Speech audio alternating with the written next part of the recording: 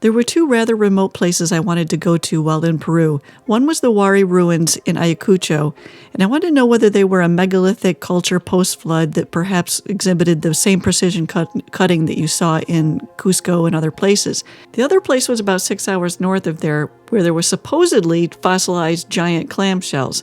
The only problem is all I had was a photo and this article in Spanish, saying the two towns that they were supposedly near.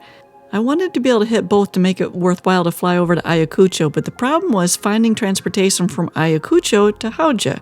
I had tried for months to find somebody to drive me 6 hours north to where the fossilized clamshells supposedly were, and then to continue on to the airport, all in the same day, but COVID was making a very difficult remote place even more difficult. How I ended up over there was absolutely a series of miracles that is really amazing to hear. So if you have that kind of interest, stick around, and at the end of the video, I'll tell you that story.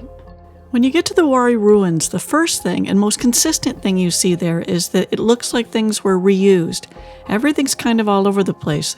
Whether it was two cultures, two time periods, or a cataclysm, they certainly didn't plan it this way. It just seems really random. You also don't see the same, precision cutting that you see in Cusco, Machu Picchu, and Ollantaytambo. The stones seem either old and primitive or damaged and reused, but they don't look like they're precisely cut.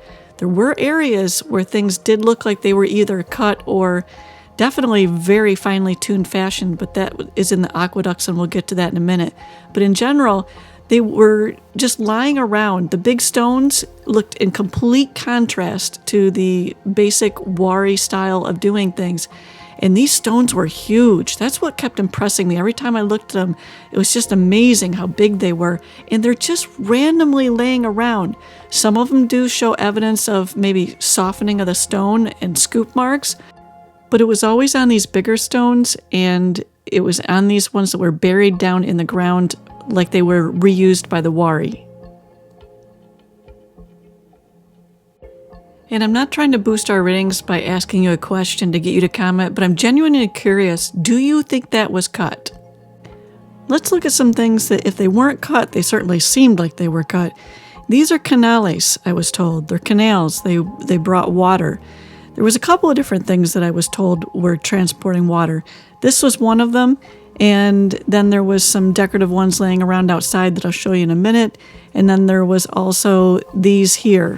One of my questions is, why does it seem like things are just all tossed around and not connected? You see evidence of this regularly. Here, when he was showing me the aqueducts and how they split and go in different directions, it looks like it comes to an abrupt end where either, again, did a catastrophe happen, or is it just two completely different time periods? But you would see things where one style ends and then another just starts, really random. But back to these gorgeous ones. There were times when I was looking at this where I couldn't find the crack. I mean, I had to literally look on the side and double check to make sure that this was actually different stones.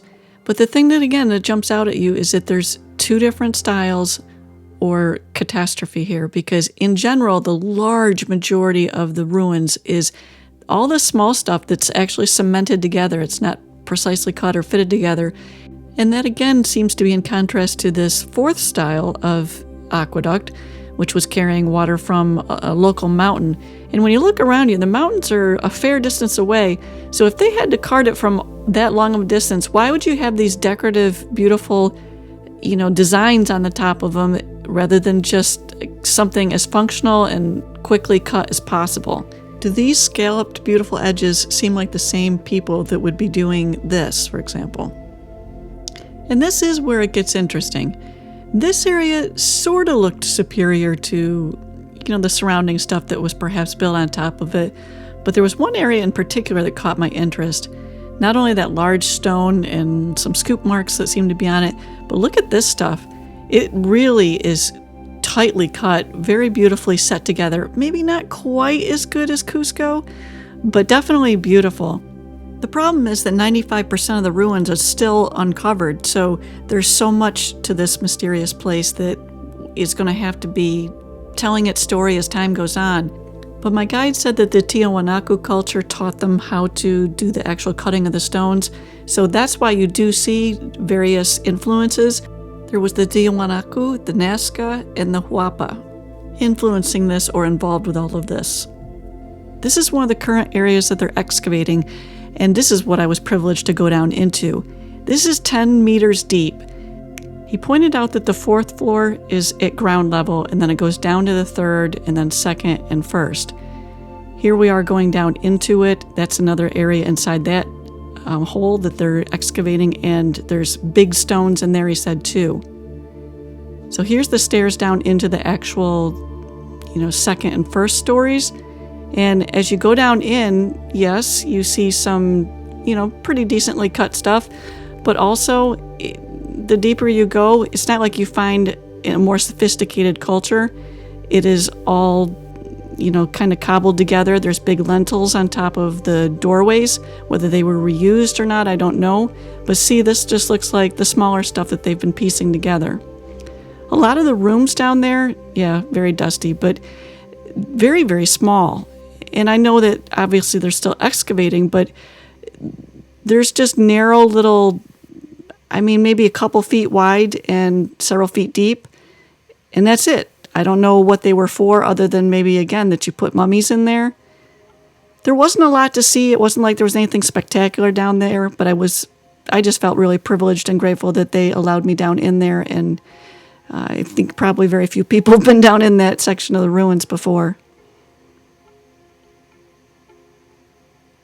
But again, just many little tiny rooms, a couple feet wide by maybe 6 to 8 feet deep. And they weren't necessarily full height yet. They're still excavating, so, I'm not sure if the floor is going to go down a little bit more. It was, not very obvious what was going on, except for like in this area, you could see they were still taking it down. So that's why I was assuming that the floor was going to get deeper. But let's climb up out of this part of the ruins and head over to some really cool stones that I want to show you. But as we do, I thought there was one thing of particular interest. And again, it has to do with the randomness of these things. Look at those 2 layers of rectangular stones sandwiched between just cobbled together stuff. And look at the other wall. None of this makes sense unless they were just reusing things. So there's a couple of these really big stones, which also seem very out of place. The other one's actually buried, but this is 16 feet long and about 7 feet wide. They say that they would fill this with water. There was like a line that they pointed out that was the water level they filled it to. Now, if this was ever precisely cut, then time is really taking its toll. Was it, in some kind of catastrophe? This one, again, why is it half buried? We know it wasn't moved because in his explanation that the water came in from that box up there and then down into here, and he showed me again the line where the water filled up to. He pointed out that the crack on the side was from archaeologists in modern times trying to move this. So this is where it was. It was found, in the ground, half buried at an angle. Why? It's not like it fell off a pedestal and therefore it's at an angle. It's half buried. And again, did they use it for sacrifices like the one guard said? Or did they use it for astronomical purposes like the other one said?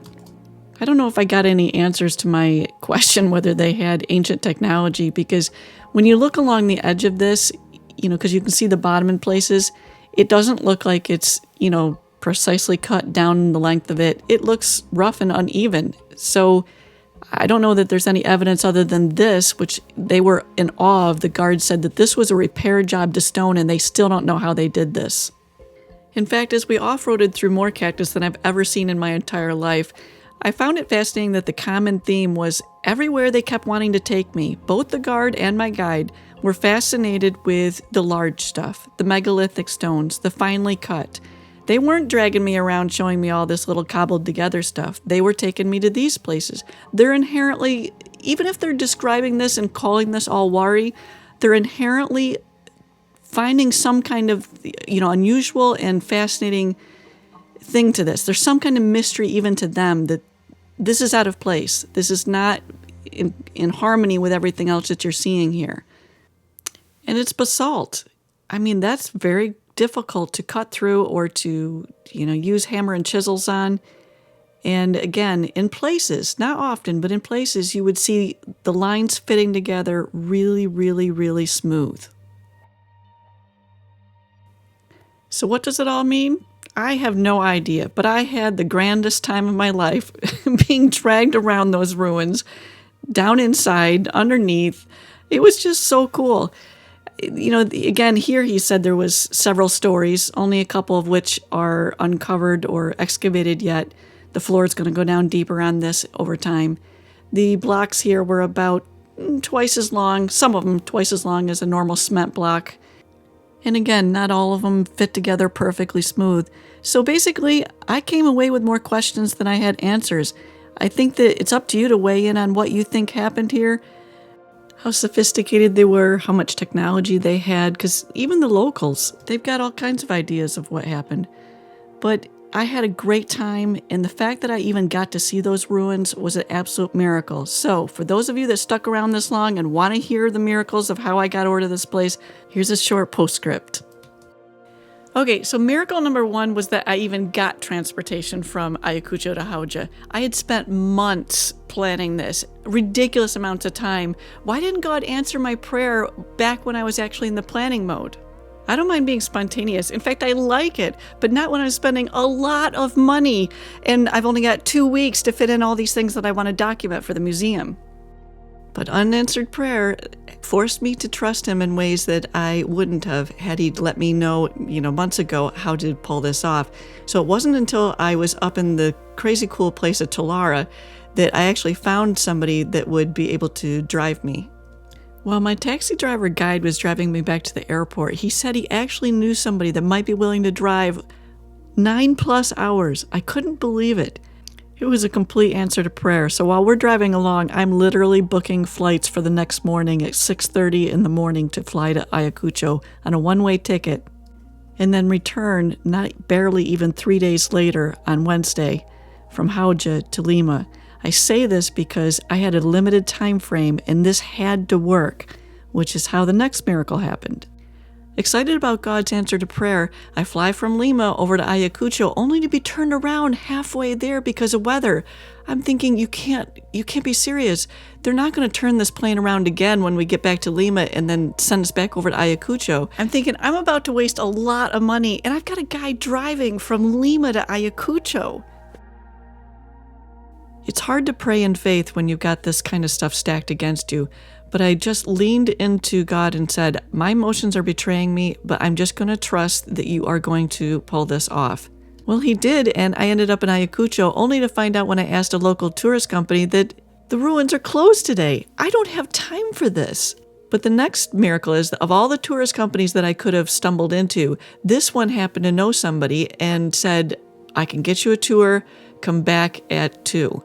So I hurriedly went to find a, place to wash my clothing and get some food and buy some more clothing because I had gotten eaten up terrible in Talara, and I was so afraid that I'd brought some kind of sand flea or bug with me. So I wanted to wash everything. Well, in that 2-hour little window that I had rushing around doing all this stuff, I came back only to realize I don't remember where the tourist company is, and there's tons of them. I searched all over, but there's just so many of them. Up and down so many streets trying to find one. I could not find this company. I'm thinking, I can't believe I'm going to screw up this one opportunity that God has given me just because I can't remember where this place is. I'm praying, maybe panicking more than I'm praying, and I'm not getting an answer. And I've got police and all these other people helping me, and I can't find this place. Finally, with my emotions betraying me, I said to God, I'm going to lean into you and just trust that you're going to help me with this, even though I just don't have the faith right now to pray for this. And the thought came into my mind, you took a picture when you left their office. So I got the picture out, repositioned, and figured out where on the town square I was, and was actually able to find it. Sometimes we wonder why things happen the way they do. But if God had not allowed my drone to crash, I would have not tried to fit in Talara. And if I had not gone to Talara, I would not have found the taxi driver that was able to drive from Lima to take me to Ayacucho up into Jauja. And then If he had not let me get eaten by bugs, I would not have been running around trying to get my laundry done in that short time frame. I would have had plenty of time to get some food and come back to, the tourist company to get my tour. And most importantly for the museum, if I had known it was going to be closed that day, I would have planned my trip differently, and I would have ended up over there when it was open and tons of people were around, and I would not have ended up going behind all these barriers and given private explanations and access to areas that nobody's normally allowed to go into. It was phenomenal. So all those things, plus allowing me to be turned around on my flight, from Lima to Ayacucho, all of those things gave me this opportunity to experience leaning into God when I don't have any faith or feel like it, and understand that He is good. But when we look at the way we're led, it can look confusing. You see all these negatives, but in reality, those were all stepping stones for me to learn faith. And I know that we're going to need that as we head into the end times. So this was just part of my journey where He grows my faith and shows me that we can trust Him, even when things don't look like it. So I hope you enjoyed this crazy little appendage and what it means to walk by faith. And I hope you come back for more videos from Lost World Museum.